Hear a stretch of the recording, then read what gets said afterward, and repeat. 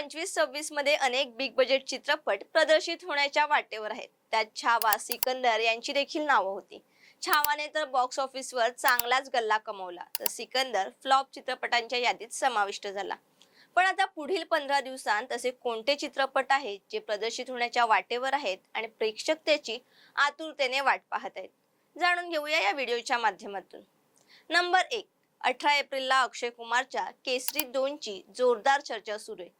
Kesari chapter 2 the untold story of Jallianwala Bagh हा चित्रपट अक्षय कुमारने साकारलेल्या सी शंकरन नायरच्या धाडसी प्रवास उलगडतो, जो जालियनवाला बाग हत्याकांडामागील सत्य उघड करण्यासाठी ब्रिटिश राजवटीशी सामना करतो.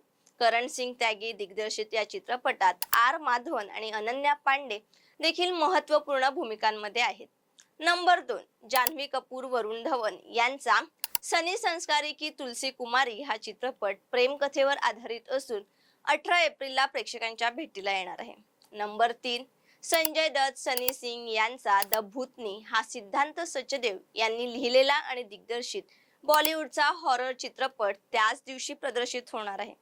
सर्वात महत्त्वाचे म्हणजे हे तिन्ही चित्रपट 18 एप्रिलला म्हणजे एकाच दिवशी प्रदर्शित होणार आहेत.